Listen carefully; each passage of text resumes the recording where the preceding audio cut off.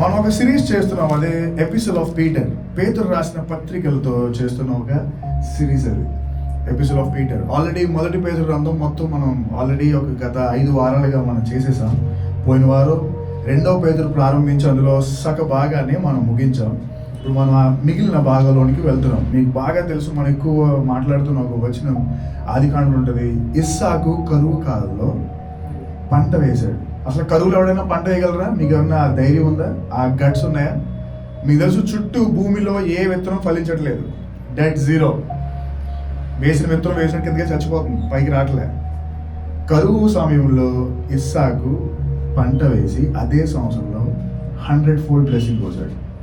అది ఎలాగంటే అది దేవుడికే సాధ్యం. ఈరోజు మనం ప్రేయర్ చేసిన ఏంటంటే, ప్రభు నాకున్న శాలరీ చిన్నది, నేను చదువు చిన్నది, మా మమ్మీ డాడీ పెద్ద సంపాదించలేరు కదా, నార్మల్ మిడిల్ క్లాస్ ఫ్యామిలీ, మాది చిన్న చర్చ్. కానీ ఈ కరువులో మేము ఇంకొక బ్లెస్సింగ్ ఉండాలి. అది మీ ప్రేయర్. ప్రభు నేను తింటున్నది బ్లెస్ చేయండి దాన్ని.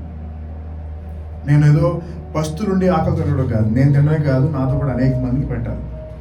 ఆ రోజు తెలుసు కదా మీకు, కొండ మీద యేసు ప్రభు ప్రసంగం చేసిన తర్వాత వచ్చిన వారిని చూస్తుంటే సుమారుగా 5,000 మంది. ఎవరు వాళ్ళు? పురుషుల స్త్రీలా? పురుషులు అంటే ఖచ్చితంగా వెనకాల ఎవరు ఉంటారు? స్త్రీలు ఉంటే తాళ్ళతో కూడా ఎవరు ఉంటారు? దగ్గరగా ఆ రోజు తిన్నది 12,000-15,000 పీపుల్ వర్ దేర్. ఏమన్నా వాళ్ళు తిన్నాక ఏం పెడతాందేవా? ఉన్నాయి ఏమన్నా తెలుసు కదా నీకు, 5 రొట్టెలు 2 చేపలు. సరే రండి. శిష్యులు ఎవ్వరికి అర్థం అవ్వలేదు. God's multiplication is very different. ఏంట్రా ఏందమ్మన్నాడు పేతురు, ఏంటి సంగతి ఎలా అన్నాడు యేసు ప్రభు? యోహాను ఏంటి నువ్వు బాగా క్లోజ్గా యేసు ప్రభు చెప్పు, ఆయన ఏం చేస్తున్నాడు? లేదు ఆయన ఏం చేస్తారు పదా. అందరూ కలిపి ఒక గ్రూప్గా వెళ్ళి ఆయన అప్పుడు అవి తీసుకుని ఆకాశం వైపు చాపి దేవుడు స్తుతులు చెల్లించి పంచిపెట్టినాడు. అది ఇచ్చినప్పుడు కూడా అయ్యే ఉన్నాయి. ఆయన ఎలా పెట్టినోడు అన్నీ ఉన్నాయి, ఇలా పెట్టినోడు అన్నీ ఉన్నాయి, ఇలా ఇచ్చినప్పుడు కూడా అన్నీ ఉన్నాయి. కానీ ఎప్పుడు మల్టిప్లై అవడం మొదలుపెట్టిందంటే వాళ్ళు తీసి పంచిపెట్టడంలో మొదలైంది. వాళ్ళకి తెలుసు లోన్ ఉన్నాయి అన్నీ అని. సరే ఆయన చెప్పాడు కదా, చెయ్యి పెడుతుంటే కొత్తగా తగులుతున్నాయి. పంచిపెడుతుంటే సుమారు ఎన్ని మిగిలే? 12 గంపలు. That's how God blesses. ఈరోజు మనకు కావాల్సింది అది. కానీ దేవుడు బ్లెస్ చేస్తున్నాడు కదా అని మనం వేమరు పాటుకుంటే వేస్ట్ అయిపోద్ది జీవితం. ముఖ్యంగా how many of your investing investing మనకేంటండి, మనం ఇప్పుడు బిర్యానీలు, కొత్త బట్టలు, కొత్త స్టైల్స్, కొత్త ఫుట్వేర్ అంటారా, రైట్? మనం గుర్తుపెట్టుకోండి, మన ముందు జనరేషన్, మన మమ్మీ డాడీ వాళ్ళకి పాపం వాళ్ళకి ఇన్వెస్ట్మెంట్ తెలియదు. వాళ్ళకి ఏం తెలియదు. వాళ్ళకి ఏం తెలిసింది ఏంటంటే మంచితనం, అందరికీ పంచిపెట్టి అందరికీ ఇచ్చేయడం. మనకేది ఉండాలి కానీ ఇన్వెస్ట్మెంట్ నేర్చుకోవాలి. ముఖ్యంగా ఇప్పుడున్న ఇన్వెస్ట్మెంట్స్లో ఒకటి gold. How many of you buying gold? 0. How many of you buying silver? 0. How many of you buying slippers, footwear, కొత్త డ్రెస్లే. రాత్రి అజియోలో ఆఫర్ అంట, మింత్రాలో ఆఫర్ అంట, ఏంటిది ఎండ్ ఆఫ్ రీజన్ సేల్ అంట, ఆ సేల్ అంటే ముందు వెళ్ళిపోతాం మనం. So start investing slowly. Okay, so ఉపయోగపడేవి, నెక్స్ట్ జనరేషన్ ఉపయోగపడేవి. మీరు స్లోగా ఇన్వెస్ట్ ఇన్ స్టాక్ మార్కెట్లో కానీ ఇంకా చాలా విషయాల్లో స్టార్ట్ ఇన్వెస్టింగ్. ఎందుకంటే ఈరోజు మీరు పెట్టి ఇన్వెస్ట్మెంట్ రేపు దాన్ని దేవుడు ఎంత బ్లెస్ చేస్తారంటే, ఇంకొకరికి మీరు ఉద్యోగం ఇచ్చే స్థితికి వెళ్తారు, ఇంకొకరికి ఆహారం పెట్టే స్థితికి వెళ్తారు. మనం ఒక టైంలో చేయి చాపాం, ఇప్పుడు చేయి చాపే వాళ్ళకి మనం ఇవ్వాలి. అది ఇవ్వాలంటే దేవుడు బ్లెస్సింగ్ ఉండాలి, అట్ ద సేమ్ టైం మన పని కూడా ఉండాలి. నీ చేతుల కష్టార్జితాన్ని నువ్వు అనుభవించదు. అసలు చేతులు కష్టపడకపోతే ఎలా వస్తుంది అనుభవం? ఈరోజు చాలామంది ప్రార్థనలు చేస్తారు, చాలా బాగా ఫెయిత్తో ప్రేయర్స్ బాగా చేస్తారు, కానీ బట్ గుర్తుపెట్టుకోండి, క్రియలు లేని విశ్వాసం ఏంటది? వ్యర్థం, మృతం, డెడ్. నాకు చాలా ఫెయిత్ అంటే దేవుడు దీవిస్తాడు, వెరీ గుడ్. బట్ నీకు దీవిస్తాడు దేవుడు, బట్ నువ్వు చేసే పని ఏది? వేర్ ఈజ్ యువర్ వర్క్ అంటే చాలామంది ఖాళీగా ఉన్నారు. So try to work as much as you can, try to invest as much as you can. సరే నేను స్టూడెంట్ అండి, లేదా నా చిన్న ఉద్యోగం నేనేం చేయగలనుకున్నారు? ప్రే. ఏదో ఒక ఐడియా ఇస్తాడు దేవుడు. నేను మీకు వాక్యలోకి వెళ్ళే ముందు ఒక చిన్న చాలా నేను చేసే ఇన్వెస్ట్మెంట్ చెప్తాను మీకు. ప్రస్తుతానికి మనం ఎవరు గోల్డ్ కొనలేము. కొంతమంది కొనొచ్చు, కొంతమంది హెవీ ఇన్వెస్ట్మెంట్ గోల్డ్ ఇప్పుడు. ఎందుకంటే 1 గ్రామ్ దగ్గరగా 15,000 దగ్గరలో. దానికన్నా నేను చెప్పేది ఏంటంటే బై సిల్వర్. ఎంత తెలుసా సిల్వర్ గ్రామ్ ఈరోజు? అసలు మనందరూ ఫింగర్ ప్రింట్స్, అందరూ ఎవరు న్యూస్ అసలు ఏం చూడట్లేదు. 1 గ్రామ్ సిల్వర్ 300 దగ్గరలో ఉంది. సో 300 రూపాయలు మనం బయటికి వెళ్తే జస్ట్ టిఫిన్కో బ్రేక్ఫాస్ట్కో లేదంటే లంచ్కో ఖర్చు అయిపోతుంది. సో ఒకసారి మీరు కాదనుకుంటే ఒక 2,000-3,000 మీరు పెట్టుకోండి, you will get at least 10 grams. Try saving it. Don't by chains, rings, by coins. ఇవి మీకు అనుకోవచ్చు ఏంటి అతను డబ్బు కోసం ఆడుతున్నాను అనుకోవచ్చు, కానీ but I'm not talking about money for my self. అది మీకోసం ఆడుతున్నాను. ఎందుకంటే నేను ఒక్కడిని ఎదగడం కాదు, ఎదిగితే మనం అందరూ ఒకసారి ఎదగాలి, రైట్? ఎందుకంటే మన మమ్మీ డాడీలకి తెలియనివి అవి, మనకెవరికి మన కింద ఉన్న జనరేషన్కి తెలియనివి అవి. సో దేవుడు ఇచ్చిన జ్ఞానం బట్టి మీరు ఆ జ్ఞానం వాడుకుని ముందుకెళ్ళండి. ఎందుకంటే ఈ సంవత్సరం ఎండింగ్కి సిల్వర్ 1 గ్రామ్ 500 అవుతుంది. సో మీరు పెట్టే ప్రతి ఇన్వెస్ట్మెంట్ 200 రూపీస్ మీరు ప్రాఫిట్లోకి వెళ్తారు. How many of you know copper? తెలుసా కాపర్? ఏంటి కాపర్కి తెలుగులో పేరేంటి? రాగి. రాగి ఇప్పుడు ఎంత ఉందో తెలుసా మీకు? 1 కిలో సుమారుగా 800 నుండి 2,000 రూపాయల మధ్యలో ఉంది కిలో, 1 kg. ఈ 2030కి అంటే ఇంకొక 4 yearsలో 1 గ్రామ్ రాగి 1,500 అవుతుంది. అంటే మీరు అప్పుడు ఎంత అవుతున్నట్టు? మీరు ఒక 2,000 కొంటే క్యాల్కులేట్ చేసుకోండి, 1000 into 1,500 ఎంత? అది అందరూ ఎంపీసీ సూపర్ అనమాట, ఎంసెట్లో స్టేట్ ఫస్ట్ ర్యాంక్స్ కొట్టుంటారు. క్యాల్కులేట్ చేయండి, 1000 into 1,500, 1,50,000 you will be making. Just ఇప్పుడు 2,000 పెడితే, లేదు 10,000 పెట్టండి, how much it will going to be? Easy. ఇప్పుడు చెప్పడం ఈజీ, చేయడం మీ వంతు. So that is how God blesses. తెలియని టైంలో దేవుడి జ్ఞానంతో చిన్నగా చేయడం వల్ల దేవుడు గురించి దానికి వాల్యూ ఇస్తాడు. ఖచ్చితంగా దేవుడు బ్లెస్ చేస్తాడు. సో అదొకటి. ఇప్పుడు మనం కంటిన్యూ చేయబోతున్నాం 2వ పేతురు గ్రంథం 1వ అధ్యాయం. మనం 15వ వచనం వరకు మనం పోయిన వారం కొనసాగించాం. ఎంతమంది పోయిన వారం వచ్చారు? ఓకే, పోయిన వారం వాక్యంలో మనం కొన్ని ఎడిషన్స్ చేసాం. ఎడిషన్స్ ఏంటది? 4వ వచనం, 5వ వచనం ప్రకారం మన విశ్వాసానికి ఏం కలపాలి? సద్గుణం. సద్గుణానికి ఏం కలపాలి? జ్ఞానం. జ్ఞానానికి ఏం కలపాలి? ఆశా నిగ్రహం. ఆశా నిగ్రహానికి ఏం కలపాలి? సహనం. సహనానికి ఏం కలపాలి? భక్తి. భక్తికి ఏం కలపాలి? సహోదర ప్రేమ. సహోదర ప్రేమకి ఏం కలపాలి? దయ. ఇవి కలిగి ఉన్నారు. ఈ వారాలు ఏమైనా వచ్చాయి? ఈ వారాలు ఇలాంటివి. సో యాజ్ క్రిస్టియన్గా విశ్వాసం నుండి సరిపోదు, విశ్వాసాన్ని కలపాల్సింది మంచితనం. How many of you give lift? Lift ఎంతమంది ఇస్తారు? ఎంతమంది ఎవరైనా అడిగితే హెల్ప్ చేస్తారు? రైట్. సద్గుణం. సద్గుణాన్ని కలపాల్సింది జ్ఞానం. ఏమంటే మీరు సద్గుణం అన్నారు, లిఫ్ట్ ఇచ్చారు, అడిగి మేడం పెకెట్టాడు, మేడం కత్తెట్టాడు. అందుకే సో జ్ఞానం వాడాలి అక్కడ. ఎంత మంచితనం ఉందో మంచితనానికి ఒకటి ఉండాలి వెనకాల. ఏంటంటే జ్ఞానం. మేము రాజ్ ప్రకాష్ పాల్ మీటింగ్స్కి ఒకసారి వెళ్ళినప్పుడు, లాస్ట్ 2 years బ్యాక్ అనమాట, రాయమండ్రిలో మీటింగ్స్ పెట్టినప్పుడు వెళ్ళినప్పుడు నాకు యాక్చువల్లీ లిఫ్ట్ ఇచ్చే గుణం ఇష్టం. నాకు ఎవడన్నా లిఫ్ట్ ఇచ్చేస్తాను. అప్పుడు స్పెసిఫిక్గా ఒక మెసేజ్ వచ్చింది పే టు SMS-లో, ఈ ఏరియాలో వెళ్తున్నప్పుడు దయచేసి లిఫ్ట్ ఇవ్వద్దు అని మెసేజ్ వచ్చింది. ఎందుకంటే వాళ్ళు లిఫ్ట్ ఎక్కుతారు, ఎక్కిన తర్వాత మీ మెడ మీద కత్తి పెట్టి వాళ్ళు మిమ్మల్ని దోచుకుని కొంతమంది చంపేస్తారన్నారు. సో వైజ్గా యాక్ట్ చేయాలి ఆ టైంలో. లేదు నాకు మంచితనం అంటే మంచితనం అంటే లిఫ్ట్ ఉండడు, మీరు ఉండరు, బండి ఉండదు, తీసుకెళ్ళిపోతారు, రైట్? సో జ్ఞానానికి యాడ్ చేయాల్సింది సెల్ఫ్ కంట్రోల్. సెల్ఫ్ కంట్రోల్కి యాడ్ చేయాల్సింది సహనం. సహనానికి భక్తి. భక్తికి సహోదర ప్రేమ. సహోదర ప్రేమకు దయ. ఇప్పుడు మనం 16వ వచనంకి వస్తున్నాం. ఇప్పుడు పేతురు మీకు ఒకసారి స్లైడ్, నెక్స్ట్ స్లైడ్ కదండి.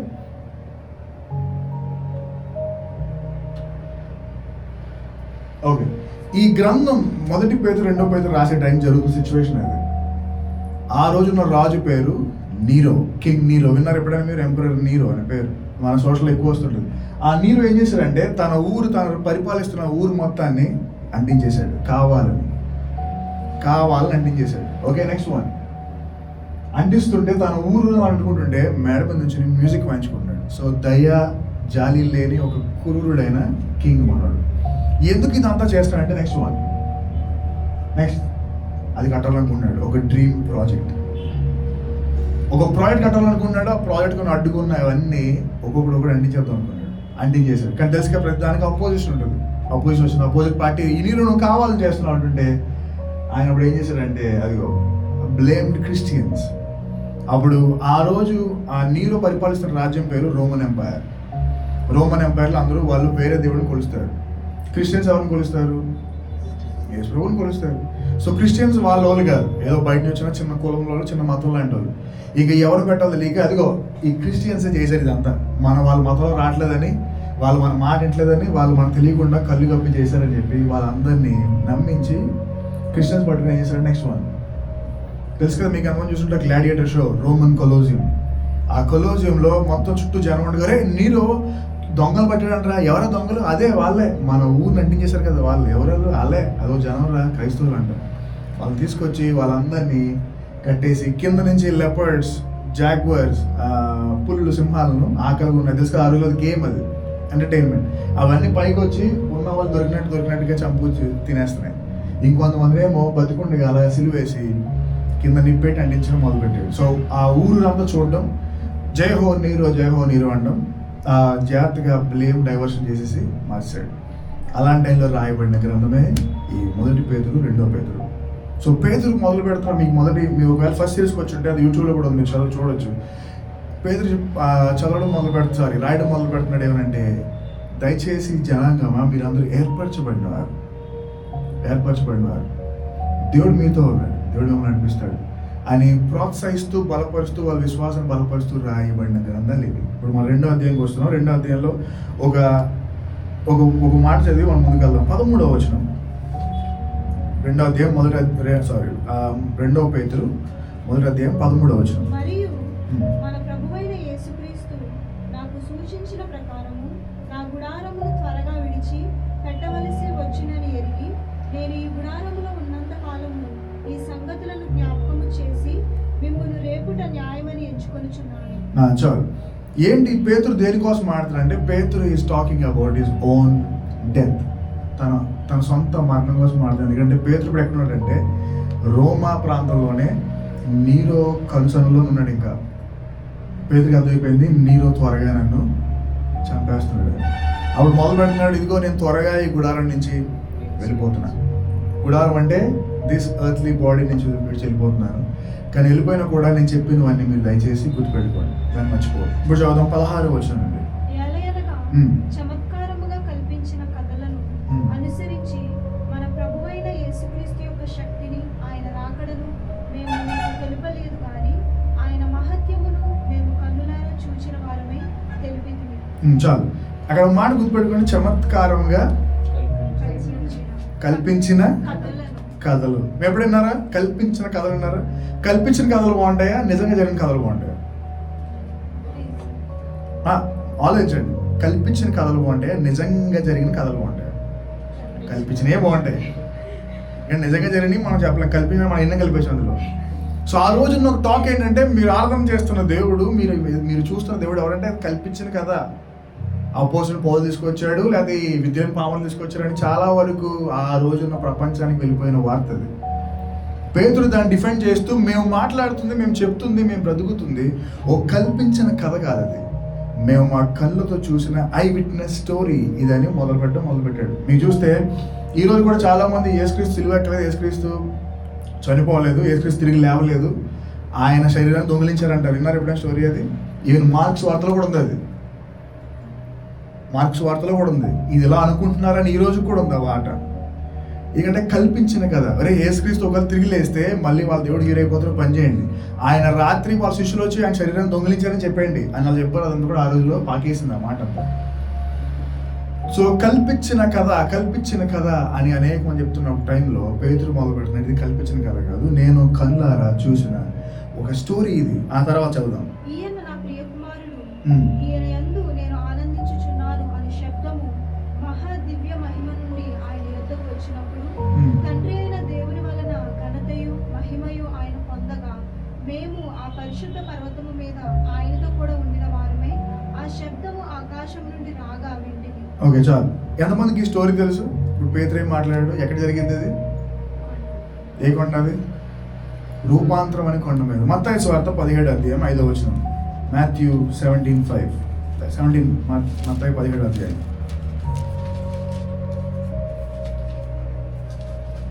చదువుదాం 17వ అధ్యాయం మొదటి నుండి. 6 దినములైన తరువాత యేసు పేతురును యాకోబును అతని సహోదరుడైన యోహానును వెంటబెట్టుకుని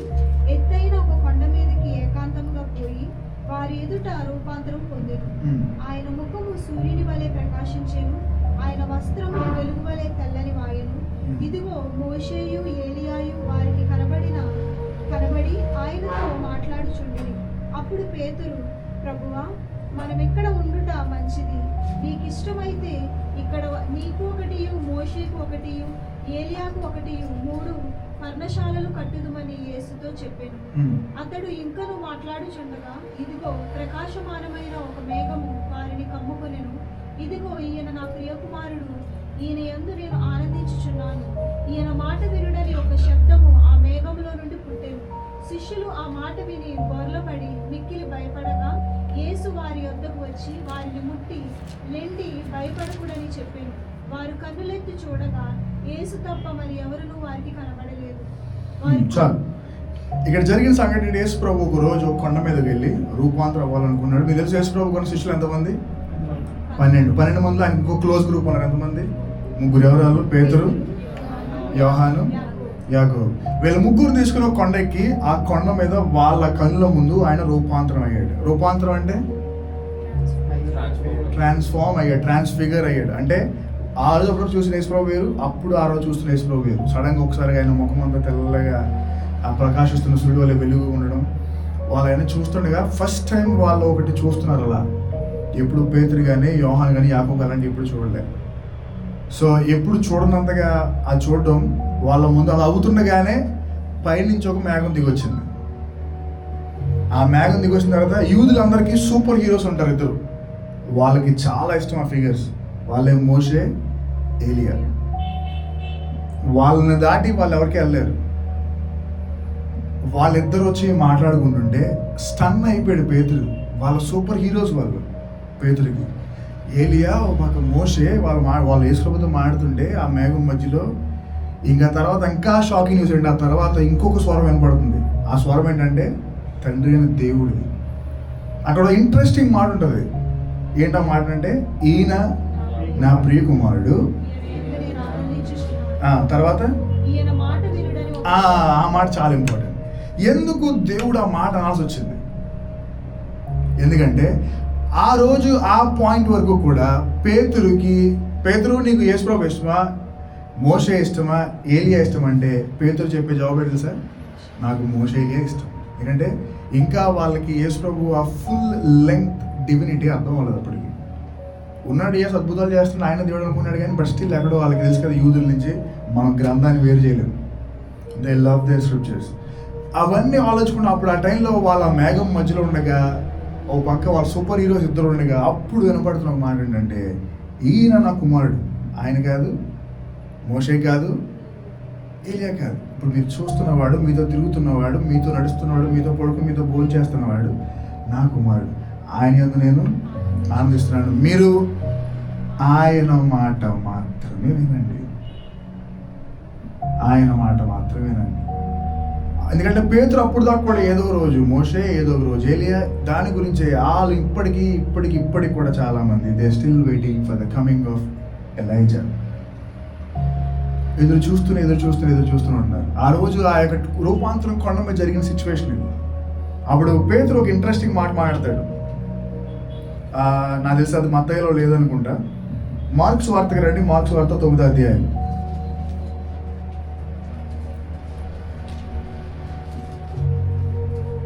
మార్క్స్ వార్త 9వ అధ్యాయం 5వ వచనం. అంటే 4 నుండి 6 వచనాలు. మార్క్స్ వార్త 9వ అధ్యాయం 4 నుండి 6 వచనాలు. మరియు మోషేయు ఏలియాయు వారికి కనబడి యేసుతో మాట్లాడుచుండిరి. అప్పుడు పేతురు, బోధకుడా, మనం ఇక్కడ ఉండుట మంచిది. మేము నీకు ఒకటియు, మోషేకు ఒకటియు, ఏలియాకు ఒకటియు 3 పర్ణశాలలు కట్టుదుమని చెప్పాను. వారు మిగులు భయపడిరు కనుక తాను చెప్పవలసినదేమో అతనికి తెలియలేదు. చాలు. మీరు ఎప్పుడైనా టెన్షన్లో మాట్లాడారా? టెన్షన్స్లో ఏం మాట్లాడదో తెలియదు, ఎప్పుడైనా మాట్లాడారు అలాగా? సడన్గా ఫర్ ఎగ్జాంపుల్ మీరు అర్జెంట్గా ఎగ్జామ్కి వెళ్ళాలి, లేకపోతే ఒక ఫ్రెండ్కి వస్తా అని చెప్పారు, 9:30 అయిపోయింది, మీరు 9కి వస్తా అని చెప్పి 9:30 అయింది. ఎక్కడ ఉన్నారంటే అప్పుడు ఏమవుతారు మీరు? సడన్ టెన్షన్లో ఇక్కడే పక్కన ఉన్నాను, ఇక్కడే జస్ట్ టర్నింగ్లో ఉన్నా, దిగిపోతున్నాను, జస్ట్ మీ ఇంటి పక్కనే ఉన్నా. సో టెన్షన్లో కొన్నిసార్లు మనం ఏం మాడతామో తెలియదు. కొన్నిసార్లు ఇంకొకసారి ఫర్ ఎగ్జాంపుల్ పోలీసులు ఉంటారు, పోలీసులు దొరుకుతాం మన బళ్ళు, ఎలా లైసెన్స్ ఏదిరా, లైసెన్స్ ఉందా అంటే ఉందంట, ఏదంటే లేదంటాం మళ్ళీ. సో మనం ఏమంటే తెలియదు మనకి. ఆ రోజు పేతురు కూడా తన సూపర్ హీరోస్ ముందు కనపడుతున్నారు వాళ్ళకి, పేతురికి. ఆ సూపర్ హీరోస్ ముందు పెట్టుకుని ఏం మాడుతుందో తెలియట్లే. ప్రభువా ఓ పని చేద్దాం, నీకు మోషేకి ఏలియాకి గుడారం కట్టేస్తాను నేను ఇక్కడ పైన కొండ మీద. పేతురు ఏం మాడుతుందో పేతురు తెలియట్లే, టెన్షన్లో ఉన్నాడు. ఎందుకంటే తన సూపర్ హీరోస్ ముందు కనపడుతుంటే ఎప్పుడు చూడని ఒక దృశ్యం ఏంటంటే మేఘం. ఎంతమంది ఆ రోజు ఉన్న మేఘం ఏంటి చెప్పండి? అది తెల్ల మేఘమా నల్ల మేఘమా?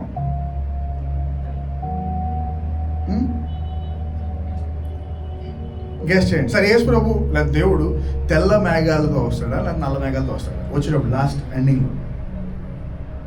లేదా మన గ్రంథంలో చూసుకుంటే ఎప్పుడు దేవుడు ఎక్కువ ఏ మేఘాలు ఎక్కువ కనపడేవాడు? తెల్లగా ఉన్న మేఘాలు, నల్లగా ఉన్న మేఘాలు? చెప్పండి, పర్లేదు, right or wrong, it's okay. తెల్లది ఎంతమంది అంటున్నారు? చేతులు ఎత్తండి. తెల్లది, వైట్ క్లౌడ్. ఎస్, మనం చాలాసార్లు మన కళ్ళలో కూడా తెల్ల మేఘం అయ్యేలా ఎగరడం, మెట్లు చూస్తుంటాం కదా. కానీ తెలుసా మీకు బైబిల్లో చాలాసార్లు దేవుడు నల్లగా ఉన్న మేఘాల మధ్యలో వచ్చాడు.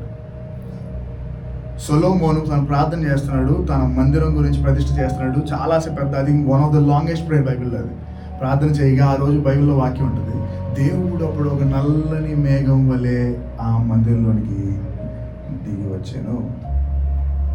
సో మోస్ట్ ప్రాబబ్లీ ఆ రోజు ఎందుకంత భయంకర సిచ్యువేషన్ అంటే, ఒక పక్క యేసు ప్రభు తెల్లగా వెళ్ళిపోతున్నాడు ఆయన, ఒక పక్క సూపర్ హీరోస్ ఇద్దరు నిలబడుతున్నారు, ఒక పక్క ఫుల్ చుట్టూ మేఘం. ఏ మేఘం అది? ఖచ్చితంగా నాకు తెలిసి I'm guessing it's black cloud. First ఎవరికాడ కనపడట్లేదు, ఏదో వెలుగు కనపడుతున్నా మూల. ఆ తర్వాత ఒక శబ్దం, ఈయన నా ప్రియ కుమారుడు, ఈయన నేను ఆనందిస్తున్నాను, మీరు ఆయన మాట వినండి. ఏంటి చెప్తున్నాడు యేసు ప్రభు తండ్రి అన్న దేవుడు అంటే, మీరు మీ పక్కన ఉన్న వానికన్నా మీరు ఇంకా రాబోతున్న వారు లేదా వెళ్ళిపోయిన వారి గురించి ఇంకెక్కువ ఫోకస్ పెడుతున్నారు. ఎవరంటే మోషే మీద, ఎలైజా మీద. ఎలైజా మా సూపర్ హీరో, మోషే మా సూపర్ హీరో. కానీ గుర్తుపెట్టుకోండి, మీరు రాలే కాదు, మీరు ఈయన మాట మాత్రమే.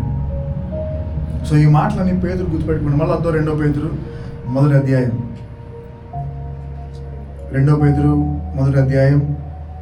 17వ వచనం. ఆయన మహత్యమును మేము కన్నులారా చూచిన వారమై తెలిపితిమి. ఈయన నా ప్రియ కుమారుడు, ఈయన యందు నేను ఆనందించుచున్నాను అను శబ్దము మహా దివ్య మహిమ నుండి ఆయన యొద్దకు వచ్చినప్పుడు తండ్రి అయిన దేవుని వలన ఘనతయు మహిమయు ఆయన పొందగా మేము ఆ పరిశుద్ధ పర్వతము మీద ఆయనతో కూడా ఉండిన వారమై ఆ శబ్దము ఆకాశం నుండి రాగా వింటిమి. సో పేతురు ఇప్పుడు అవన్నీ గుర్తుపెట్టుకుని చెప్తున్నాడు ఒక్కొక్కటి. ఎందుకు చెప్తున్నాడు? ఇదంతా డిఫెన్స్లోకి ఎందుకు వచ్చినట్టే పేతురు కేవలం ఆ రోజు చాలా మంది యేసుక్రీస్తు యొక్క జననం, యేసుక్రీస్తు యొక్క మరణం, యేసుక్రీస్తు యొక్క జీవితం, ఈ క్రైస్తవ సమాజం అంతా ఒక కల్పిత కథ అని చాలా మంది అలా చెప్తుంటే అని చెప్తున్నాడు, ఇది కల్పితమైన కథ కాదు, మేము కన్నులారా చూచిన ఒక దృశ్యం ఇది అని ఒక్కొక్కటి వాళ్ళకి వివరిస్తూ వర్ణిస్తూ ముందుకు వెళ్తున్నాడు. ఇప్పుడు అసలైన దానికోసం 19వ వచనం. మరియు ఇంతకంటే స్థిరమైన ప్రవచన వాక్యము మనకున్నది.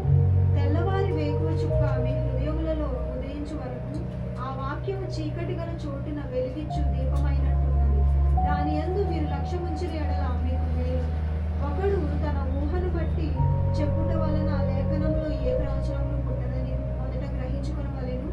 ఏలయనగా ప్రవచనము ఎప్పుడును మనిషిని ఇచ్చ నుండి కలగలేదు, కానీ మనుషులు పరిశుద్ధాత్మ వలన ప్రేరేపింపబడిన వారే దేవుని మూలముగా పలికింది. చాలు. ఇప్పుడు పేతురు తీసుకొస్తున్న రెండవ డిఫెన్స్ ఏంటంటే, కేవలం నేను కళ్ళారా చూశాను అన్న చెప్పడమే కాదు, నేను చెప్పినవన్నీ రాయబడి ఉన్నాయి. అదే ప్రొఫెసీ. ఎంతమందికి ప్రవచనాలు ఇష్టం? ప్రవచనాలు. ఎంతమంది ఎదురు చూస్తారు యూట్యూబ్లో లేదా వాళ్ళ భాషలో ఫోన్ చేయండి, నాకు వచ్చి ప్రవచనం చెప్పండి, ఏమవుతుంది ఏంటో, నా ఎగ్జామ్ పాస్ అవుతాను లేదో, నాకు ఎలాంటి హస్బెండ్ వస్తుందో, ఎలాంటి వైఫ్ వస్తుందో. ఇప్పుడు వెళ్ళారు అలాగా ప్రవచనాలకి. ఇప్పుడు వెళ్తారు చాలామంది. తెలుసా, నాకు ఒక ఆయన తెలుసు, అది మా ఫ్రెండ్ కూడా నవ్వుకుంటూ ఉంటాం. ప్రాఫెసీకి 50,000 అంట. ప్రాఫెసీకి 50,000. అయ్యగారు ప్రాఫెసీ చెప్పండి, నా 50,000 కొట్టు చెప్పేస్తారు ఆయన. అవి జరుగుతాయి అంటారా? మరి ఎందుకు ఈరోజు క్రైస్తవ సమాజం అడ్డుపరిగెడుతుంది? ఎందుకంటే ఆ వర్డ్, ఆ ఒక మాట మన జీవితం మార్చేస్తుంది. కానీ గుర్తుపెట్టుకోండి, మనిషి నోట్లో వచ్చి మాట ఏం చేయలేదు. ఒకవేళ మనిషి నోట్లో వచ్చి మాట పైనుంచి అయితే ఖచ్చితంగా మారుతుంది. పేతురు ఆ రోజు ఎక్స్ప్లెయిన్ చేస్తూ అంటున్నాడు, ప్రవచనం, నేను చెప్పే మాటలకు ప్రవచనం వెనకాల ఉంది. ఇది ఎవరు చెప్తున్నాడంటే యూదులకి ఆ రోజు చాలా మంది కూడా యేసు ప్రభు అంటే ఎవరికి నమ్మట్లేదు. వాళ్ళు చెప్తున్నాడు, మీరు ఏ గ్రంథాలే చదువుతున్నారో ఆ గ్రంథంలో నేను చెప్పినవన్నీ రాయబడి ఉన్నాయి. ఏ వ్యక్తి కోసం నేను ఈరోజు ప్రసంగం చేస్తానో ఆ వ్యక్తి గురించి అన్నీ లిఖించబడి ఉన్నాయి. సో గుర్తుపెట్టుకుని నా ప్రవచనంలో వచ్చింది ఏది ఒక మనిషి యొక్క ఆలోచనలు రాలే, ఓ యేసు మంచోడు కాబట్టి ఆయన ప్రవచనం రాయలే, కానీ అది దేవుని యొక్క ఆలోచన వచ్చిందే ఈ ప్రవచనం. ఒకవేళ మీ జీవితంలో ఏదైనా ప్రవచనాలు వస్తుంది, గుర్తుపెట్టుకుని ఆ ప్రవచనం ఖచ్చితంగా దేవుని ఆలోచన నుండి రావాలి. నాకు కూడా ఒక నేను పేరు తీరు కానీ ఒక ప్రాఫిట్ నాకు కూడా చాలాసార్లు ప్రవచనం చేశాడు ఒక విషయం బట్టి, కానీ జరగలేదు. అది he's a big profit. So చాలాసార్లు మనిషి ఆలోచన నుంచి వస్తాయి ప్రాఫెసెస్, కొన్నిసార్లు దేవుని ఆలోచన నుంచి వస్తాయి ప్రాఫెసెస్. ఈరోజు మీ జీవితంలో ఎలాంటి ప్రాఫెసెస్ ఉన్నాయి మీ మీద? అమ్మ నేను చూస్తాను నువ్వు పెద్ద డాక్టర్ అయిపోయి పెద్ద కట్టేస్తావు అని అన్నారు ఎవరైనా. But if it's not from God, అది ఎప్పటికీ అందని ద్రాక్ష. లేదు నేను నిన్ను బ్లెస్ అయిపోతున్నాను, నీకు ఇచ్చేస్తున్నాడు దేవుడు వచ్చే సంవత్సరం బెంచ్ గారు. If it's not from God, ఎదురు చూస్తూనే ఉంటావు, అందని ద్రాక్ష. పేతురు ఆ రోజు ఒక ఇంట్రెస్టింగ్ స్టేట్మెంట్ ఇస్తున్నాడు, prophecy is never coming from the man's will. ఒక మనిషి ఆలోచన నుండి ఎప్పుడు ప్రాఫెసీ రాదు, కానీ ప్రాఫెసీ ఎలా వస్తుందంటే దేవుని యొక్క ఆలోచన నుండి మాత్రం వస్తుంది. కానీ ఇప్పుడు ప్రస్తుత ప్రపంచంలో ఎలా వెళ్తున్నాయి ప్రాఫెసీస్ అంటే మనిషి ఆలోచన నుండి మాత్రం వెళ్తున్నాయి. మనం గుర్తుపెట్టలేకపోతున్నాం, అవి వెళ్ళిపోతున్నాం. ఆ భాస్కర్ చెప్తారు వెళ్ళిపోతాం, అది జరగదు, మళ్ళీ మన మీద నింద వేస్తారు. ఏమని? నీకు విశ్వాసం లేదు, నీకు నమ్మకం లేదు, నీకు నిరీక్షణ అందుకే పోయింది, అందుకే జరగలేదు, నెక్స్ట్ టైం బాగా జరుగుతుంది, నీకు వెళ్ళు. పేతురు ఆ రోజు వాళ్ళకి ఇంట్రెస్టింగ్ థాట్ తీసుకొస్తున్నాడు, ప్రాఫెసీ. ఇప్పుడు మీరు చెప్పండి, ఎంతమందికి ప్రాఫెసీ అనే గిఫ్ట్ ఉంది మీలో? అదేంటంటే అని చెప్తున్నారు రావంగా. ఎంతమందికి ప్రాఫెసీ తెలుసు? ప్రాఫెసీ అనేది గిఫ్ట్ ఎంతమంది నమ్ముతున్నారు? ప్రాఫెసీ అనేది ఆఫీస్ అని తెలుసా మీకు? ఆఫీస్ ఎంతమంది తెలుసు? చదివారు ఎప్పుడైనా? ఓకే, చదువుదాం. ఎఫ్ఎస్సి పత్రిక 4వ అధ్యాయం. ఎఫ్ఎస్సి పత్రిక 4వ అధ్యాయం 10వ వచనం నుండి 11 అనుకోండి కదా ఇంగ్లీష్లో అయితే 11. మనమందరము విశ్వాసము విషయంలోను దేవుని కుమారుని గురించిన జ్ఞాన విషయంలోను ఏకత్వము పొంది సంపూర్ణ పురుషులగు వరకు, అనగా క్రీస్తునకు కలిగిన సంపూర్ణతకు సమానమైన సంపూర్ణత గల వారమగు వరకు ఆయన ఇలాగు నియమించారు. పరిశుద్ధులు సంపూర్ణులగునట్లు క్రీస్తు శరీరము క్షేమాభివృద్ధి చెందుటకును పరిచర్య ధర్మము జరుగుటకును ఆయన కొందరిని అపోస్తులను గాను, కొందరిని ప్రవక్తలను గాను, కొందరిని సువార్తికులు గాను, కొందరిని కాపరులను గాను, ఉపదేశకులు గాను నియమించారు. ఓకే, ఇవి క్రిస్టియనిటీలో ఉన్న 5 ఆఫీసులు గుర్తుపెట్టుకోండి. 5 ఆఫీసెస్. మొదటిది అపోస్తులు, రెండవది ప్రాఫెట్స్, మూడవది అంటే ఇవాంజలిస్ట్, 4 కాపర్లు అంటే పాస్టర్స్, 5 అంటే టీచర్స్. ఇవి 5 ఆఫీసులు. వీళ్ళెవ్వరికి చర్చలు ఉండాల్సిన అవసరం లేదు. ఓకే, వీళ్ళెవరు రెగ్యులర్గా ప్రసంగాలు చేయాల్సిన అవసరం లేదు. వీళ్ళందరికీ ఇలా ప్రతిరోజు కూర్చునే చర్చ అవసరం లేదు. కానీ వాళ్ళందరూ ఆఫీసులో ఉంటారు, వాళ్ళని దేవుడు నియమించుకున్నాడు. ఓకే, ఒకవేళ ఎవరైనా ఈ 5 ఆఫీసులో పిలవబడ్డారా? నేను ఇప్పుడు ఒక ఆఫీస్లో ఉన్నాను, నాది పాస్టర్ది. ఇంకెవరున్నారా అలాంటి ఆఫీస్లో? ఒకరోజు పిలుస్తాడేమో దేవుడు, హూ నోస్. బట్ ఇప్పుడు ఇంకో ఇంట్రెస్టింగ్ ఉంది. 1 కొరింథీ పత్రిక 12వ అధ్యాయం 7వ వచనం నుండి. అయినను అందరి ప్రయోజనం కొరకు ప్రతి వానికి ఆత్మ ప్రత్యక్షత అనుగ్రహింపబడుచున్నది. ఏలయనగా ఒకరికి ఆత్మ మూలముగా బుద్ధివాక్యమును, మరి ఒకరికి ఆత్మను అనుసరించి జ్ఞానవాక్యమును, మరి ఒకరికి ఆత్మ వలననే విశ్వాసమును, మరి ఒకరికి ఆ ఒక్క ఆత్మ వలననే స్వస్థపరచు వరములను, మరి ఒకరికి అద్భుత కార్యములను చేయు శక్తియు, మరి ఒకరికి ప్రవచన వరమును, మరి ఒకరికి ఆత్మల వివేచనయు, మరి ఒకరికి నానా విధ భాషలను, మరి ఒకరికి భాషల అర్థము చెప్పు శక్తియు అనుగ్రహింపబడుచున్నది. ఇప్పుడు చెప్పండి, రెండాటికి ఏది డిఫరెన్స్? ఒక పక్క 5 ఆఫీసులు ఉన్నాయి, అపోస్తులు, ప్రవచనాలు, సువార్తికులు, కాపర్లు, ఉపదేశకులు. ఒక పక్క గిఫ్ట్స్ ఉన్నాయి, అది అందరికి ఉంటాయి. గుర్తుపెట్టుకోండి, గిఫ్ట్స్ మీ అందరికీ ఉంటాయి.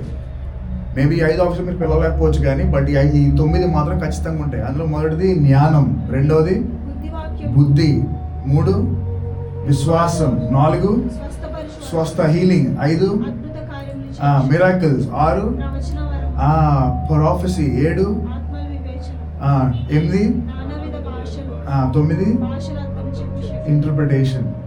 ఇప్పుడు గుర్తుపెట్టుకోండి, ఒక టీచర్ ఉన్నాడు అనుకోండి, చాలాసార్లు చెప్పాను ఎగ్జాంపుల్. ఇప్పుడు ఫర్ ఎగ్జాంపుల్ మనం తీసుకున్న ఒక టీచర్ ఉన్నాడు అనుకోండి. ఆ టీచర్ మార్నింగ్ నుంచి సాయంత్రం వరకు స్కూల్లో డ్యూటీ చేస్తాడు. సాయంత్రం ఒక మీటింగ్కి వెళ్తాడు. మీటింగ్కి వెళ్తే ఒక ఆమె వచ్చి నా కోసం ప్రార్థన చేయండి బాబు అన్నది.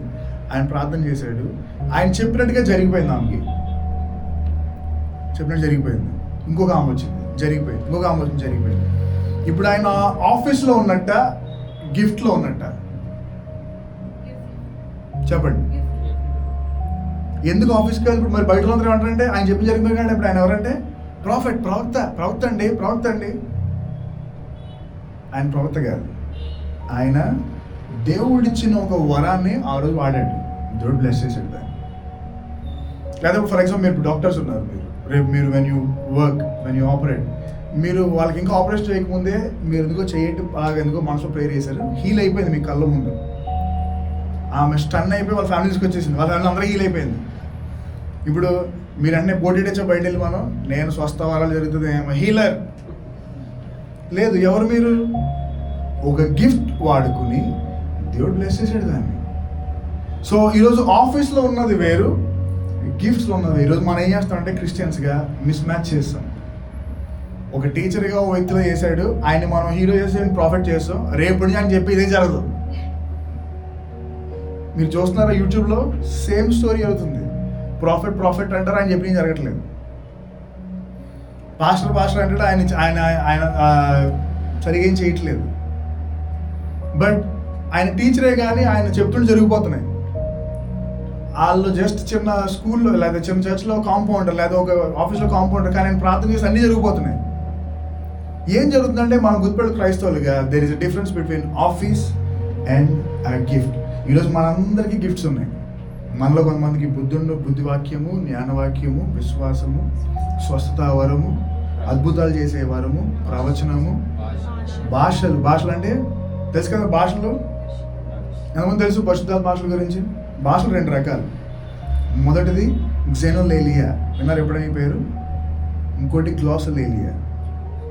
ఓకే, గ్జెనోలేలియా, గ్లాసోలేలియా అంటే రెండాట్లు అర్థం ఏంటంటే, గ్లాసోలేలియా అంటే ఆ రోజు మీరు మాట్లాడుతున్న భాష, ఆ భాష ప్రపంచంలో ఇంకొకరు ఎక్కడో వాడుతున్నారు ఎవరో. ఇంకా గుర్తుపెట్టుకున్న షార్ట్కట్లో గ్లోబల్ గుర్తుపెట్టుకున్న అలాగే. సో ఒకవేళ మీరు ఆ రోజు ఇప్పుడు ఫర్ ఎగ్జాంపుల్ మనం ప్రేయర్ చేయబోతున్నాం, ప్రేయర్ చేసిన తర్వాత యువర్ ఫిల్డ్ విత్ స్పిరిట్, ఒక భాష మాట్లాడుతున్నారు. ఆ భాష మోస్ట్ ప్రాబబ్లీ మన ప్రపంచంలో ఏదో మూల ఆ భాష ఉండొచ్చు. ఓకే, సో అది గ్లోసోలేలియా. కానీ కొన్నిసార్లు మనం మాట్లాడతాం, ఆ భాష ప్రపంచంలో ఎవ్వడికి లేదు, అసలు లేదు, అది ఓన్లీ పైనే ఉంటుంది. ఓకే, సో అది భాషలు మాట్లాడే వరం. రెండోది ఇంకోటి ఉంది, దాని తర్వాత ఆత్మ వివేచన. ఎంతమంది తెలుసు ఈ వ్యక్తి కరెక్ట్ అయినాడో కాదో మీ పెళ్ళికి, ఈ చర్చ్కి ఈ వ్యక్తి కరెక్టో కాదో, లేదా ఈ షాప్ కరెక్ట్గా చేస్తున్నాడు లేదో. ఈరోజు చాలామంది ముఖ్యం క్రిస్టియన్స్కి కావాల్సిన డిజైన్మెంట్ అంటే వివేచన, ఆత్మలు. యూ లుక్ ఆ వ్యక్తిని చూసి యూ కెన్ టెల్ ఈ ట్రూగా లేడు. ఆ అమ్మాయిని చూసి నీకు చెప్పేయగలరు నాట్ ద రైట్. ఈరోజు చాలామంది లేదు. We're going by appearance, we're going by just appearance. గుర్తుపెట్టుకుని అపీరెన్స్ వెళ్తే ఒక రోజు పడిపోతుంది. ఎందుకంటే అపీరెన్స్ మారదా కానీ ఏం మారదు? క్యారెక్టర్.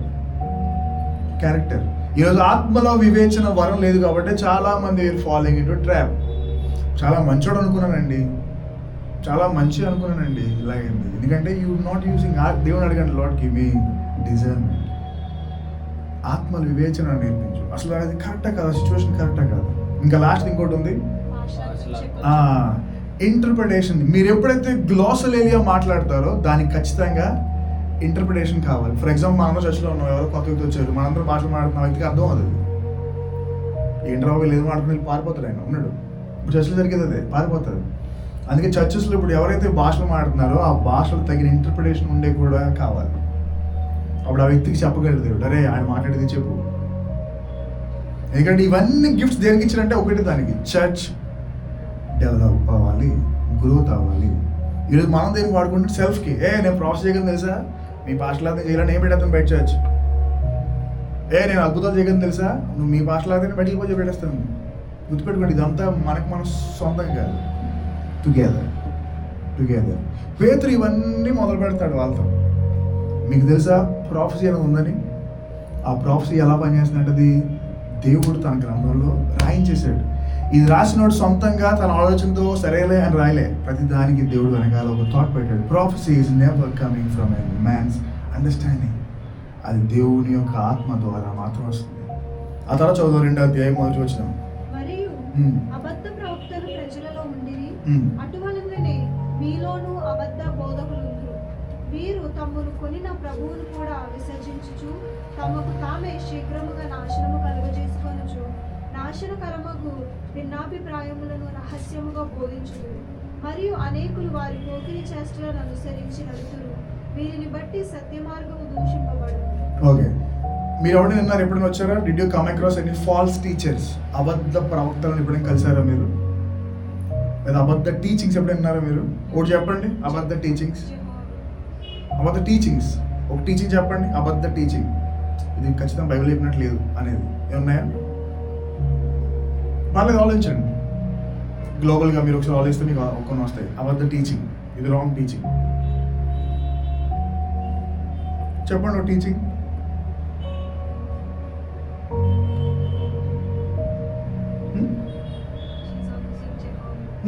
అదొక గ్రూప్, కరెక్టే. ఒక టీచింగ్ అన్న, ఒక టీచింగ్ చెప్పండి, ఒక మాడ్యూల్. సో సెకండ్ కమింగ్ గురించి ఒక టీచింగ్ ఉంది. ఏంటంటే సంఘం ఎత్తపడడం లేదు అని ఒక టీచింగ్ ఉంది. మనం ఎత్తపడలేదు, డైరెక్ట్గా సెకండ్ కమింగే.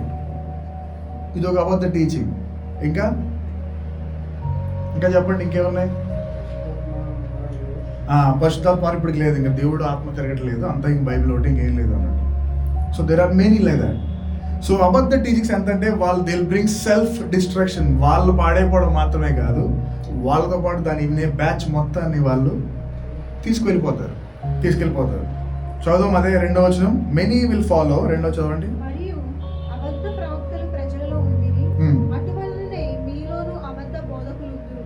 వీరు తమను కొనిన ప్రభువును కూడా విసర్జించుచు తమకు తామే శీఘ్రముగా నాశనము కలుగజేసుకొనుచు నాశనకరమగు భిన్నాభిప్రాయములను రహస్యముగా బోధించుదురు. సో వాళ్ళ సొంత ఆలోచనలు, సొంత టీచింగ్స్ తీసుకొచ్చి వాళ్ళు నాశనం అయిపోతూ చుట్టుపక్కల అందరినీ కూడా వాళ్ళు ఒక్కొక్కటిగా నాశనం చేస్తూ ఉంటారు. ఒక పొలంలో చిన్నగా పురుగు పడితే ఏమవుతుంది? ఆ పురుగు స్లోగా పక్కన నౌకి అలా పాగేస్తుంటుంది. ఈరోజు అలాగే ఉంది అబద్ధ టీచింగ్స్. ఇప్పుడు అబద్ధ టీచింగ్స్ డీల్ చేయాలంటే ఎలా?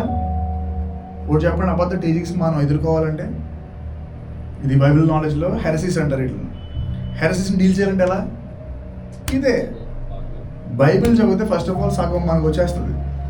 మనం చదవం కాబట్టి వచ్చిన ప్రతి ఒక్కరు కొత్త టీచింగ్ వింటుంటే అదే కొత్తది కరెక్ట్ అనుకుంటున్నాం. బైబిల్ ఎప్పుడైతే మనకి బాగా తెలిసి బాగా మనం వింటున్నామో, మనకి వేరే టీచింగ్స్తో మనకి పెద్ద భయపడం. ఇప్పుడు ఎవరైనా వచ్చి దేవుడు ఆత్మ లేదు అంటే, మీకు తెలుసు దేవుడు ఆత్మ ఉందో లేదో? ఉంది. ఎవరైనా ఒకవేళ వస్తే దేవుడు రేపు సంఘం ఎత్తబడే లేదు, డైరెక్ట్గా మనం అందరం 2వ రాకడికి వెళ్ళిపోతున్నాం అంటే, మీకు తెలుసు లేదు, అది లేదు. బైబిల్లో ఉంది 2వ రాకడ ముందు సంఘం ఎత్తబడుతుందని. సో ఇవన్నీ ఎప్పుడు వస్తాడు? క్రైస్తవుడిగా, ఒక చర్చ్ గోయింగ్ బిలీవర్గా బైబిల్ తెలిసినప్పుడు. ఈరోజు మనకి బైబిల్ తెలియదు కాబట్టి ఏమవుతుంది? వచ్చిన ప్రతి టీచింగ్ మనం తీసుకుంటున్నాం. ఆ వచ్చే ప్రతి టీచింగ్ మనలను ఇంకా దూరం అనిపిస్తుంది. ఇప్పుడు ఈ అబద్ధ ప్రవక్తలకు దేవుడే శిక్షణ చూసి మనం ముగిద్దాం. 4వ వచనం. దేవదూతలు పాపము చేసినప్పుడు దేవుడు వారిని విడిచిపెట్టగా పాతాళ లోకమందలి కటిక చీకటి గల బిలములోనికి త్రోసి తీర్పుకు కావలిలో ఉంచబడుటకు వారిని అప్పగించెను. మరియు ఆయన పూర్వకాలమందున లోకమును విడిచిపెట్టగా భక్తిహీనుల సమూహము మీదకి జల ప్రళయమును రప్పించినప్పుడు నీతిని ప్రకటించిన నోవాహు మరి 7 కాపాడెను. మరియు ఆయన సొదొమ గొమొర్రాలను పట్టణములను భస్మము చేసి ముందుకు భక్తిహీనులకు వారిని వాటికి దృష్టాంతముగా ఉంచుటకై వాటికి నాశనము విధించి దుర్మార్గుల కామ వికారము యుక్తమైన నడవడి చేత బహు బాధపడిన నీతిమంతుడకు లోతును తప్పించెను. ఆ నీతిమంతుడు తాను చూచిన వాటిని బట్టి వినిన వాటిని బట్టి వారి అక్రమమైన క్రియల విషయములలో దినదినము నీతిగల తన మనస్సును నొప్పించుకొనుచు వచ్చేది. భక్తులను శోధనలో నుండి తప్పించుటకును దుర్నీతి పరులను ముఖ్యముగా మలినమైన దురాశ కలిగి శరీరానుసారముగా నడుచుకొనుచు ప్రభుత్వమును నిరాకరించుచు శిక్షలో ఉంచబడిన వారిని తీర్పు దినము వరకు కావలలో ఉంచుటకును ప్రభు సమర్థుడు. ఆమేన్. ఆయన సమర్థుడు. ఆ మాట చాలా గుర్తుపెట్టుకోండి. He is able, he is very capable. ఇప్పుడు ఇక్కడ ఏం చెప్తున్నాడంటే పేతురు, ఆనాడు దురాత్మలు తప్పు చేస్తే దేవుని చేత చేయబడిన ఆ దేవతలు ఉన్న అవి తప్పు చేస్తే వాటిని దేవుడు ఒక బంధించాడు. ఇందులో డంజన్స్ అంటారు వాటికి తర్వాత మన నెక్స్ట్ ఎపిసోడ్లో మనం చూడవచ్చు. వాటిని ఒక దాంట్లో దేవుడు బంధించాడు. అలాగే నోవా కాలంలో తప్పు చేస్తే నోవాతో పాటు 7 మందిని కాపాడి మిగిలిన వాళ్ళందరినీ జలప్రవాహంలో చంపించేశాడు. అదే సొదొమ గొమొర్రా ప్రాంతంలో లోతు లాంటి మంచి వాడి ఉండగా అనేక మంది ఆయన ఇబ్బంది పెడుతున్నాడు. లోతును ఆయన కుటుంబాన్ని రక్షించి మిగిలిన వాళ్ళందరినీ దేవుడు హతము చేశాడు. సో దేవుడు తెలుసు ఎలా డీల్ చేయాలి. అబద్ధ ప్రవక్తను ఎలా డీల్ చేయాలో దేవుడు తెలుసు. అబద్ధ క్రీస్తుని ఎలా డీల్ చేయాలో దేవుడు తెలుసు. ఈ యొక్క తప్పుడు బోధలు, తప్పుడు టీచర్స్ ఇప్పుడు వచ్చేసి చాలా ఎక్కువైపోయింది చర్చిల్లో. దేవుడు తెలుసు ఏం చేయాలి. నీతిమంతుని ఎలా కాపాడాలో దేవుడు తెలుసు. అవినీతి పరుని ఎలా పట్టుకోవాలో దేవుడికి బాగా తెలుసు. ఆయన మహా సమర్థుడు. He is very much able. ఈరోజు ఒకవేళ మీరు కనుక అబద్ధ టీచింగ్స్లో కనుక ఉండిపోయి ఉంటే, అబద్ధ టీచింగ్స్లో కనుక మీరు మునిగిపోయి ఉంటే ఒకటే అడగాలి దేవుడిని, లార్డ్ రెస్క్యూ మీ. ఎందుకంటే అమెరికాలో ఒక సిచ్యువేషన్ ఇప్పుడు ఎక్కువ జరుగుతుంది. కొన్ని చర్చెస్లోకి వెళ్ళిన వాళ్ళు అందులో బయటికి రాలేకపోతున్నారు. రానివ్వరు వాళ్ళందరూ ఉండిపోవాలి, బయటికి రానివ్వరు. చాలామంది దాంట్లోంచి ఫ్రీడమ్ పొందామనుకుంటారు కానీ ఫ్రీడమ్ దొరకట్లేదు వాళ్ళకి. చాలా భయంకరంగా. అమెరికాలో చర్చ్ ఉంది. ఆ చర్చ్ పేరు తెలుసా మీకు? బియాన్సే చర్చ్. విన్నారు ఎప్పుడైనా మీరు? బియాన్సే తెలుసా మీకు? బియాన్సే విన్నారా పేరు? ఒక పాప్ స్టార్ ఆ అమ్మాయి. ఆ చర్చ్ పేరు బియాన్సే చర్చ్. ఆ చర్చ్లో యేసుక్రీస్తును ఆరాధన చేస్తూ బియాన్సేని ఆరాధన చేస్తారు. ఆ చర్చ్ ఒకటి ఉంది. ఇంకోటి సైటానిక్ చర్చ్ అని తెలుసా మీకు? ఆ చర్చ్కి రివర్స్ క్రాస్ ఉంటుంది సింబల్. ఇంకోటి మీకు తెలుసు మోర్మన్ టీచింగ్, ఇంకోటి జెహోవా విట్నెస్ టీచింగ్, ఇంకా చాలా చాలా హెరటికల్ టీచింగ్స్ ఏమైనా ఉన్నాయి. ఇవన్నీ చర్చలు పెట్టలేకపోతున్నాయి. దేవుడు తెలుసు ఇందులో ఉన్న కొంతమంది ఎలా బయటికి తీసుకురావాలో, ఇందులో ఉన్న కొంతమంది ఎలాగ దేవుడు అప్పగించాలో దేవుడు తెలుసు. ఆనాడు తప్పు చేసిన దూతలనే పట్టుకుని చెరసాలలో బంధించినాడు. ఇప్పటికీ బయటికి రాదు తెలుసా దూతలు? ఆ దూతలు ఇప్పటికీ అక్కడ ఉన్నాయి. అవి బయటికి రావడానికి ఛాన్స్ లేదు. దేవుడు మూసాడు డోర్. దూతలతోనే అలా డీల్ చేసినాడు. దేవుడు తెలియదు ఎలా డీల్ చేయాలి. తన సంఘాన్ని పాడు చేస్తున్న వాళ్ళు డీల్ చేయాలి తెలియదు దేవుడికి. యేసు ప్రభు ఆ రోజు తన అప్పగింపబడే వారం ముందు ఆయన ఆ యొక్క యెరూషలేములోకి వస్తున్నప్పుడు తన మందిరాన్ని చూసి ఆయన మాట్లాడాడు. ఏమని? నా మందిరాన్ని, ప్రార్థనకు ఉండాల్సిన ఈ మందిరాన్ని దొంగల గుహగా చేశారా మీరు? దీన్ని పాడు చేయవాడిని పాడు చేస్తారు. మీకు తెలీదా ఇది దేవుని ఆలయం ఉన్నదని? ఈ ఆలయం పాడు చేయవాడిని నేను పాడు చేస్తానని దేవుడు తెలుసు బాగా డీలింగ్. ఆయన మహాసమర్థుడు. ఒకవేళ మీ జీవితంలో ఏదైనా పాడు చేసే వ్యక్తులు కానీ, పాడు చేసే సిస్టమ్స్ కానీ, పాడు చేసే ఆలోచనలు ఉన్నాయో గుర్తుపెట్టుకోండి, గాడ్ ఈజ్ ఏబుల్. మీరు విడిపించబడలేని ఎంత స్ట్రాంగ్ వర్డ్స్ ఉన్నా పర్లేదు గుర్తుపెట్టుకోండి, గాడ్ ఈజ్ ఏబుల్. ఆయన సమర్థుడు. Put your whole trust on him. ఆయన బట్టి ఆయన మహా సమర్థుడు. ఇవన్నీ పేతురు ఎప్పుడు చెప్తున్నాడు తెలుసా మీకు? పేతురు తెలిసిపోయింది ఇంకా తన ఎండ్ దగ్గరికి వచ్చేసింది. రోమ్లో తన మరణాన్ని అత్యంత త్వరలో చూడబోతున్నాడు పేతురు. అది 67వ సంవత్సరం, 67వ ఏడి. ఇంకా చనిపోతున్నాడని తెలుసు. నీరో పట్టుకుని తను హింసించబోతున్నాడని తెలుసు. అలాంటి టైంలో సంఘాన్ని హెచ్చరిస్తూ బలపరుస్తూ రాస్తున్న ఆఖరి గ్రంథం ఇది. పేతురు 67లో రాశాడు, 67లోనే చనిపోయాడు. ఎలా కనిపెట్టు తెలుసా పేతురు? ఇందా చూసారు కదా పిక్చర్లో. ఆ సిలువ వేసినప్పుడు నీరోకి ఒక ఎటకారం ఉంది. ఏంటంటే వీళ్ళు సిలువ వేయబడిన యేసుక్రీస్తుని ప్రకటిస్తున్నారు కదా, సో అదే లాగా వీళ్ళు చంపేద్దాం అనుకున్నాడు. కానీ పేతురు అన్నాడు, నేను నా దేవుడు లాగా, నా యజమాని లాగా సిలువ వేసి చనిపోవాలనుకోవట్లేదు, నన్ను తిరగే సిలువ వేయండి. అంటే నా తల కిందకి, నా కాళ్ళు పైకి. అలాగే వేశారు పేతురు. అలాగే నిప్పు పెట్టి రంపాలతో పోసి ఆయన్ని చంపేశారు. ఎందుకు పేతురు అంత తాపత్రయపడుతున్నాడు? ఒక టైంలో యేసుప్రభువే తెలియదు అన్నాడు ఆయన. పేతురు 3 మార్లు కోడి గుయ్యకు మునుపు నువ్వు నేను తెలియదు అంటావు అంటే, అబ్బాయి లేదండి మీరు ఎలా అంటారు, మీరు నాకు చాలా ఇష్టం అన్నాడు. అలాంటి వాడు ఇప్పుడు మరణం ఇంకొక అంచుల దగ్గర ఉన్నా కూడా విడిచిపెట్టలేదు దేవుడు. ఎందుకంటే తెలుసు ఆయనకి he was the I witness. తన కళ్ళతో చూశాడు, ఆయన కళ్ళతో చూసినవన్నీ చూసి గుర్తుపెట్టుకుని రాస్తున్నాడు. అందుకంటే నేను ఈ గుడారం నుంచి త్వరగా వచ్చేస్తున్నాను, వెళ్ళిపోతున్నాను ఈ గుడారం నుంచి. కానీ వెళ్ళిపోతున్నాను కదా, మీరు భయపడద్దు, మీరు నేను చెప్పిన మాత్రం గుర్తుపెట్టుకోండి, చెప్పిన మాత్రం. ఎందుకంటే నా మాటలు మర్చిపోయినా పర్లేదు, నేను చెప్పిన మాట నమ్మకపోయినా పర్లేదు, కానీ ప్రవచనంలో ఉన్న దీన్ని మాత్రం మర్చిపోయింది. ఎందుకంటే ఇందులో ఉన్న ప్రతి మాట మనిషి యొక్క ఆలోచనతో రాలే, దేవుని యొక్క ఆలోచన వచ్చిందే ఇది. కానీ గుర్తుపెట్టుకోండి, మీలోకి మధ్యలోకి అనేక మంది అబద్ధ ప్రవక్తలు వస్తారు, అబద్ధ టీచింగ్స్ వస్తాయి, అబద్ధాలు చెప్పి అనేక మంది వస్తారు. కానీ భయపడదు, దేవదూతలే వదలలేదు దేవుడు. నోవా టైంలో ప్రళయం వచ్చినప్పుడు నోవా తప్ప మిగతా అందరినీ అర్థం చేశాడు దేవుడు. అలాంటిది వీళ్ళని ఎలా డీల్ చేయాలో దేవుడు తెలుసు, ఆయన సమర్థుడు, హీఈస్ ఏబుల్. కానీ మీరు మాత్రం విన్న వాక్యాన్ని, విత్తబడిన వాక్యాన్ని, చదువుతున్న వాక్యాన్ని పట్టుకుని మీ జీవితాన్ని ముందుకు కొనసాగించండి. ఆయన సమర్థుడు, ఇంతవరకు నడిపించిన వాడు ఇకను నడిపిస్తాడు, ఇన్ని ఏళ్ళు కాపాడిన వాడు ఇకను కాపాడతాడు, ఈ ఒడ్డుకు తీసుకొచ్చిన వాడు అవతలకు కూడా తీసుకువెళ్తాడు, ఈ జీవితాన్ని ఇచ్చిన వాడు ఆ నెక్స్ట్ జీవితాన్ని కూడా మనకి ఇచ్చేశాడు. ఇక ఉన్నది ఒకే ఒకటి ఏంటంటే డెసిషన్, యువర్ ఓన్ డెసిషన్, నిర్ణయం. ఈరోజు ఆ నిర్ణయం చేయడానికి మనం కళ్ళు మూసుకుని విల్ ప్రే.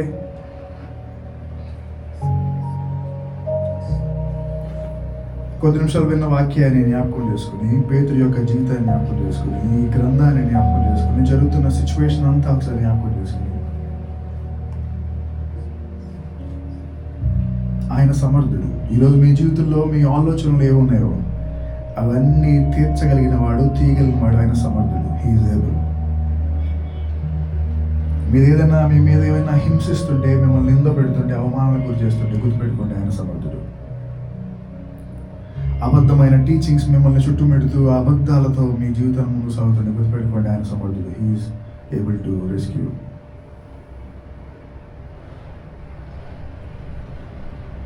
కొద్ది నిమిషాలు మన జీవితాన్ని ఆ ప్రభు సన్నిధిలో ఒకసారి పెడదాం.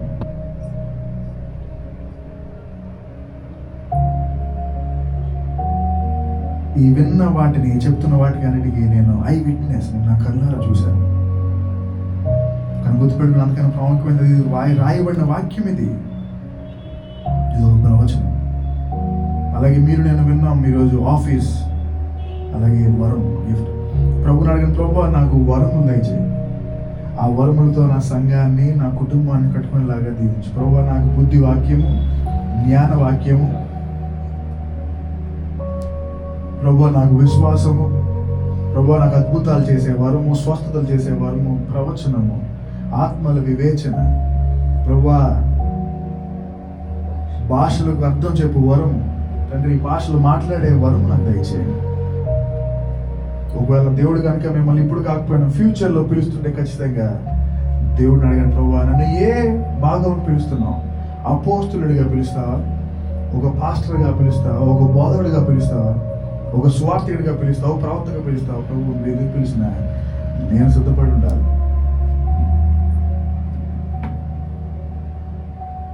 ప్రభు పేతురు వల్లే మా జీవితాన్ని కూడా ఒక ఎగ్జాంపుల్గా చేయండి, అనేక మందికి మమ్మల్ని దీవెనకరంగా చేయండి. మేము చదువుతున్న కాలేజీల్లో, స్కూల్స్లో, ఉద్యోగాల ప్రాంతంలో, మేము పనిచేస్తున్న వేళల్లో తండ్రి ప్రతి దిక్కున మేము ఒక ఎగ్జాంపుల్గా వేరే నిలబడాలి. Make us a blessing. ఈరోజు ఇది మీ డెసిషన్, ఈ చిన్న నిర్ణయం మీ మనసులో. ప్రభా నువ్వు సమర్థుడు కదా, నన్ను నడిపించు. ఇదిగో నన్ను చిక్కులు పెడుతున్న ఈ ఇబ్బంది, ఈ శాపం, ఈ పాపం, దేవాలను నడిపించు. నువ్వు సమర్థుడు. మీ జీవితంలో ఏ విన్నపం ఉన్నదో ప్రభుని అడగండి, ఎందుకంటే ఆయన సమర్థుడు. హీఈస్ ఏబుల్, ఆయన సమర్థుడు. మర్చిపోవద్దు, ఆయన శక్తి అనంతం, ఆయన జ్ఞానాన్ని ఎవరు అందుకోలేరు. ఒకవేళ ఒక ఫైనాన్షియల్ ఇన్స్టెబిలిటీగా ప్రభువుని అడగండి, ఒకవేళ జ్ఞానం లేదా అడగండి, ఒకవేళ ఇంట్లో అశాంతి, సమాధానం లేకున్నారా ప్రభువుని అడగండి, ఒక వివాహం గురించిన డెసిషన్లో ఇబ్బందిగా ఉన్నారా ప్రభువుని అడగండి. God is able. ఒక వ్యాపార విషయంలో ఆలోచన చేస్తున్నారా ప్రభువుని అడగండి. చదువు విషయంలో ఆలోచన చేస్తున్నారా, ప్రభు మా చదువుతున్నా మాకు ఫీజు ఎలా కట్టాలి, మాకు ఈ విషయంలో సహాయం చేయండి, మాకు ఇది అర్థం అంటే ప్రభు ప్రతి విషయం అందుకు సహాయపడేవాడు. He is able. He is able. ఆయన సమర్థుడు. నీ జీవితాన్ని ఇచ్చిన వాడు ఆయనే, నీ జీవితాన్ని కట్టువాడు ఆయనే, నీతో చిరకాలం జీవించాలని ఆశపడుతున్న వాడు ఆయనే.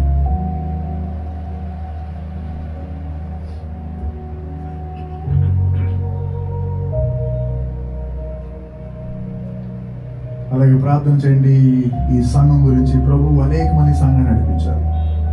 ఈ ఖాళీ చైర్స్ అనిపబడి మళ్ళా మనం కొత్త చేసుకొని ఆ చివరి వరకు మనం ఎక్స్పాండ్ అవ్వాలి. ప్రభు ఈ ఎక్స్పాన్షన్ ఇయర్లో ప్రభు మనందరినీ అటువంటి రీతిలో గొప్పగా దీవించినట్లు ప్రభువే ఆ యొక్క కార్యం జరిగించాలి. మీరు చేసే చిన్న ప్రార్థన గొప్ప మేలును తీసుకొస్తుంది. ప్రభు మీకు తెలిసిన వారందరి గురించి ప్రార్థించి, ప్రభు నా ఫ్రెండ్స్ రావాలి, నా కుటుంబీకులు రావాలి, నా బంధుమిత్రులు రావాలి. ప్రభు అమలాపూర్లో అనేక మందిని you lead them in to the church.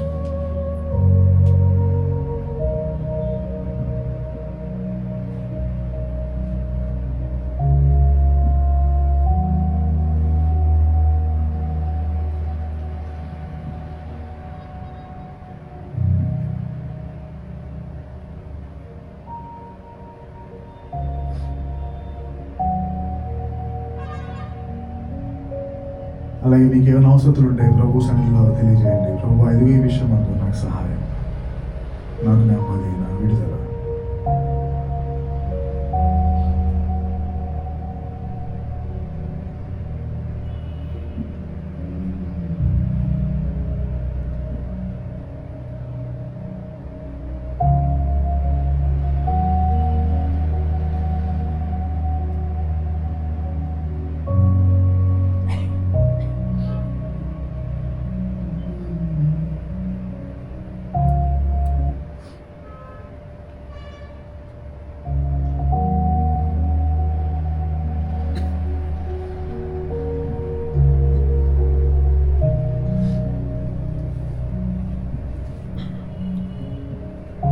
పరిశుద్ధ ప్రేమగల తండ్రి, ఇంతవరకు ఎత్తబడిన నీ వాక్యం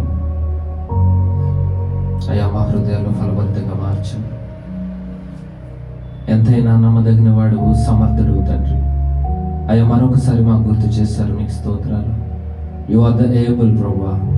మా ప్రతి పరిస్థితులు గుండా, అయా మా బంధకాలు గుండా తండ్రి, సమస్తమైన ప్రభువా చిక్కులు పెట్టు ప్రతి ఒక్క సంఖ్యలను తండ్రి తెంపగలిగిన సమర్థుడు అని మరొకసారి గుర్తు చేశారు, నీకు స్తోత్రాలు. అయా మా యొక్క భవిష్యత్తును తండ్రి, మా యొక్క ప్రభు విజన్ని తండ్రి మరొకసారి మాకు గుర్తు చేస్తున్నారు, నీకు స్తోత్రాలు. అయా నాయన, ఇంతవరకు నీ వర్తమానం ద్వారా విన్న హృదయాల్లో ప్రభా భారభరితమైన హృదయాల్ని సంపూర్ణంగా నీవు సమాధాన ఆత్మను కుమ్మరిస్తున్నందుకు నీకు స్తోత్రాలు చెల్లిస్తున్నాను. కృప చూపండి. ఇంకా అనేకమైన ప్రభా నాయన విశ్వాసులు నీ సన్నిధికి అనేకులు నడిపించుకోండి. ఈ ఆరాధన ప్రభు మీకు మహిమకరంగా జరిగిందని నమ్ముతున్నాం. నీ దాసుని ద్వారా మాట్లాడినందుకు నీకు స్తోత్రాలు. మీరే మహిమ ఘనత ప్రభావాలు ఆరోపిస్తూ మా ప్రభును ప్రియరక్షకుడైన యేసయ్య అతి శ్రేష్టమైన నామములో ప్రార్థించి అడిగి వేడుకుని పొందుకున్నాం పరమ తండ్రి, ఆమేన్. పరలోకమందున్న మా తండ్రి, మీ నామం పరిశుద్ధపరచబడును. రాజ్యం చిత్తం మానుదిన వాహనుడు మాకు దయచి మా ఎడల అపరాధం క్షమించండి, మా అపరాధం క్షమించండి, మా శోధనకు తగ్గించండి. రాజ్యము శక్తి మహిమ నిరంతరం